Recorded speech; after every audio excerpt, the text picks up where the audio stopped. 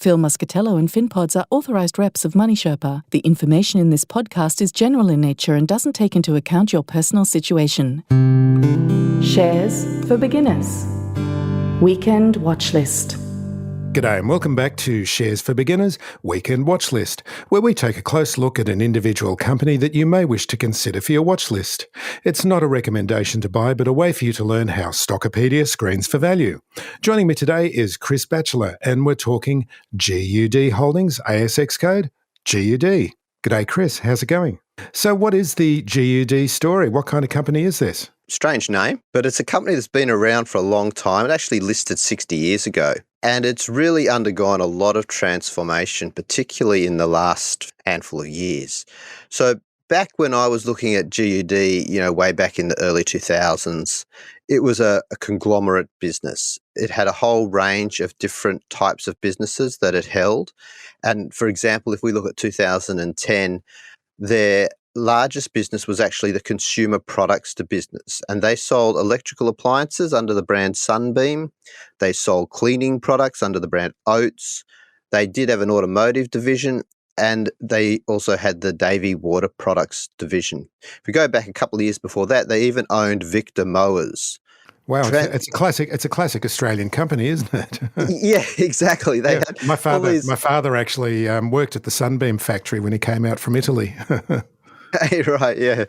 So, yeah, they had all these brands that were well-known brands, and they were a real mix. And it's interesting, if you think back in time, for those of us old enough to remember, in the 80s, conglomerate businesses were all the rage. Whereas moving into the 90s, the concept of focus and specialisation really became more dominant. Whereas previously businesses had wanted to diversify by holding all these different businesses, the thought became, well, that's the role of investors to do that at a portfolio level, and businesses should specialise on the thing that they are most competitive in and where their skills lie best. The one big company in Australia that defies that principle is Wesfarmers. They're still a conglomerate to this day, believing that that their skill is in fact in managing a portfolio of businesses. But for most businesses, and including GUD, they have focused their operations. GUD only sold off their water products division last year, but that was sort of the last step. And now they're calling themselves, and they are indeed, a pure play automotive business. So they focus on automotive accessories and automotive parts. And to do that, they've divided themselves into two businesses, but they're actually very similar businesses. One is what they call APG, or Auto Products Group, which is a business that they acquired in 2022, so not that long ago. And that was a Melbourne-based business, and acquiring that basically almost doubled their revenue size. That's a business that focuses on things like towing, trailers, functional accessories like cargo management, four-wheel drive equipment, that kind of stuff. And they sell that in the aftermarket, but also to original equipment manufacturers. So they have contracts with the likes of Toyota to provide things like bull bars and what have you.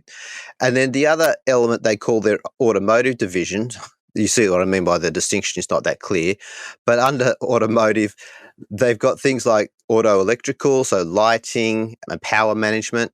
And then they have a whole bunch of businesses underneath that. They sort of conglomerate all of those businesses into a division. Then they've got powertrain, they've got EVs, and they've got what they call undercars, so things like brakes and clutches and that sort of stuff. So which segment looks at the aftermarket parts? Because that's an area that I particularly love. I do a little bit of my own car repairs and aftermarket parts. If listeners aren't aware, you can buy quite cheap parts that aren't the original manufacturer parts.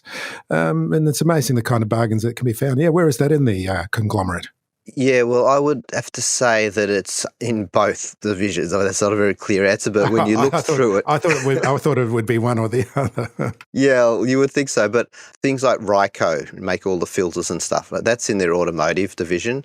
But then if you're looking for things, I guess more accessories are in the APG section. So if you're looking to improve your car, but if you're just looking to service your brakes, you would go to the automotive division. They own a business called DBA, which is a brakes business.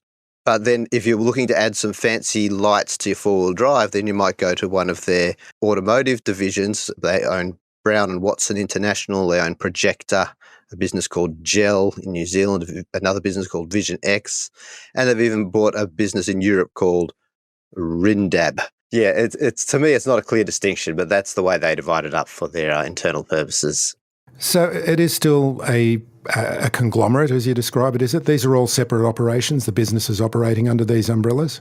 Yeah, they would say, no, it's not a conglomerate. They are all separate businesses, yes, but they're all sort of working together, so there's a lot of synergy between them. So, yeah, I think they're basically trying to bring it all together, but maintaining a separate house of brands. So they have literally probably 100 or more brands that they own, and they're not looking to consolidate those. But a lot of the behind the scenes, the support functions, all of that kind of thing, whilst there might be a separate legal entity, a lot of that will be managed as one business. GUD says that the automotive aftermarket is driven by the size of the car park, which is PARC. What is the car park, PARC? Yeah, so it's not a big place where we park our cars, although in one sense it is. Basically what it refers to is the entire amount of vehicles registered or on the road in Australia. So right now it's around 20.1 million cars in Australia at the moment, so on our roads. The size of that impacts their business because they're servicing all of those businesses. So they're impacted by new car sales, but not only new car sales. Obviously, the aftermarket affects older cars. And in particular, a lot of the products that they sell, things that people need when they get their car serviced or repaired, actually more necessary for older cars. And so a trend which has been happening for a few years now, but has actually started to accelerate a bit, is that we're seeing more and more older cars. I guess cars are being made to be more robust and to last longer. And so the average vehicle age in Australia right now is 11.7 years. And that's projected to increase to 13.3 by the end of the decade, which is actually a fairly steep rise. It had been sitting at 10.7 for about 5 years and then started to rise in 2019 and has been continuing to rise and projected that will continue further. That's a pretty amazing figure, isn't it? It doesn't bode well for EVs, does it? That's right.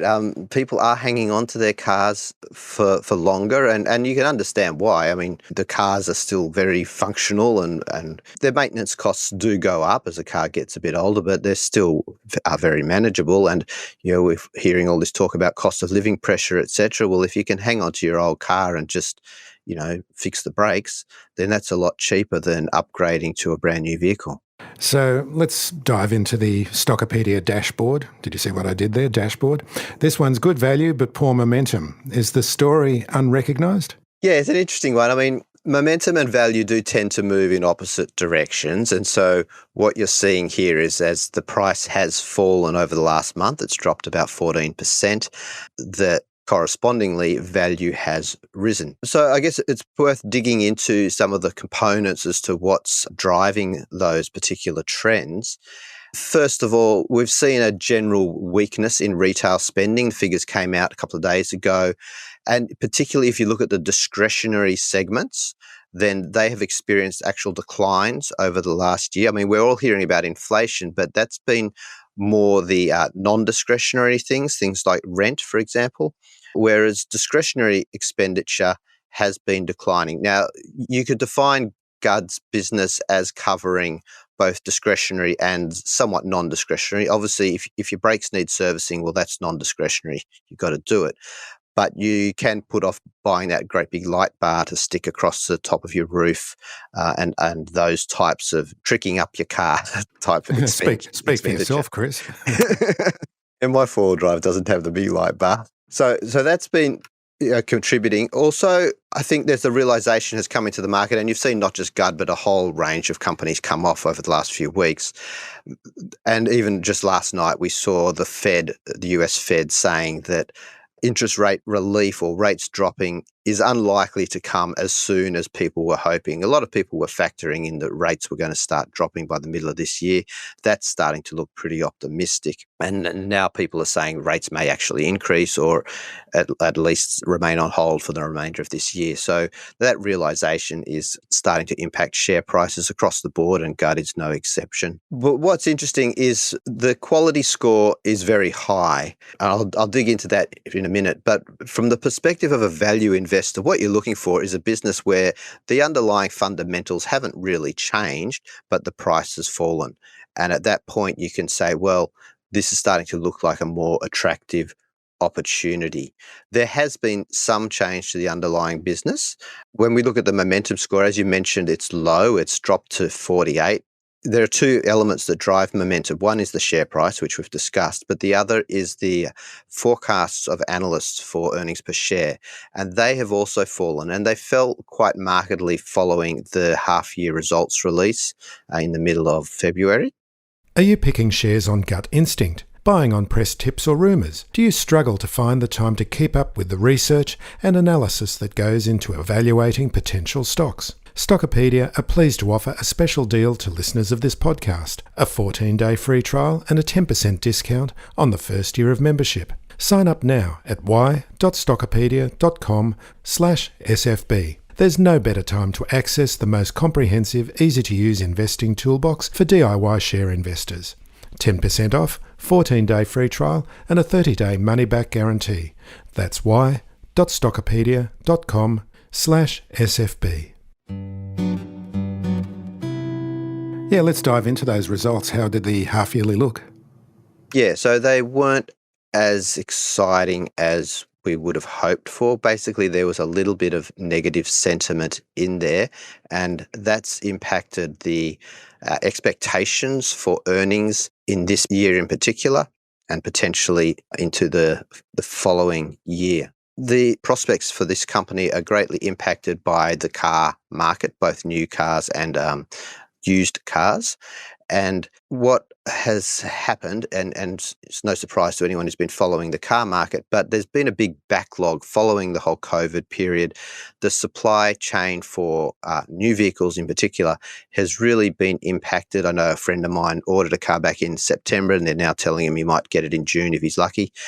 And so this means that orders are being deferred. They mention in their results a deferral from Toyota of a replenishment order. They're expecting that to return to normal in FY25. And at the same time, you've still got inflationary pressures and you've got a lot of volatility in the supply chain. So whilst things might be stabilising a bit, that sort of negative sentiment, in the short term at least, is going to have an impact on their results. Analysts are still forecasting EPS growth of 12%, but they are expecting revenue to be flat. And whilst that EPS growth sounds good at 12%, it is a decline on what they were forecasting, say, late last year.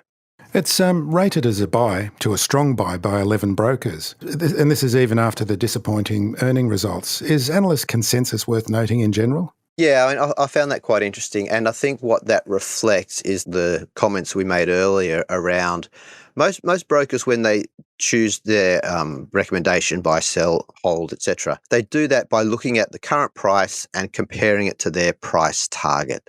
In other words, it's pretty much a value-based philosophy. And so what happens, of course, is at prices falling, then the level that they have set where this becomes a buy versus a strong buy, it starts to break those levels. And so the arrow, if you like, the consensus broker forecast is moving more towards the buy side of that spectrum.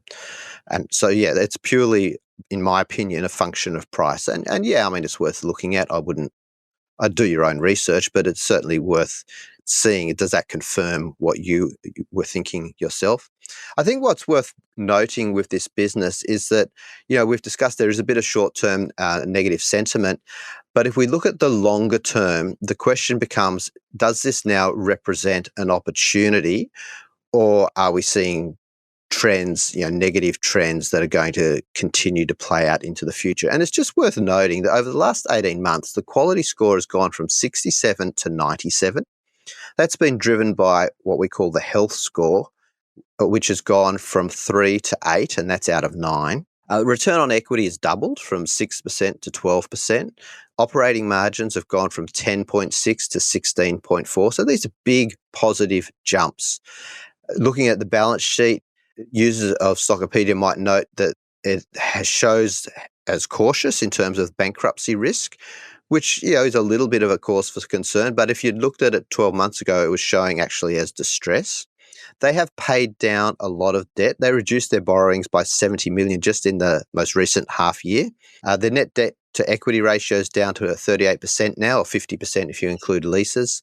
They've got a lot of additional lending facilities that they haven't utilised, $280 million worth. The reasons that the bankruptcy risk is showing as high is that they have a low portion of liquid assets on their balance sheet, and their level of sales is low compared to assets. And when you look at their balance sheet, their assets are really, there's a major contributor from intangible assets. 64% of their total assets are intangibles. And that basically is a result of all these acquisitions that they have been making over the recent years. Is this like brand names?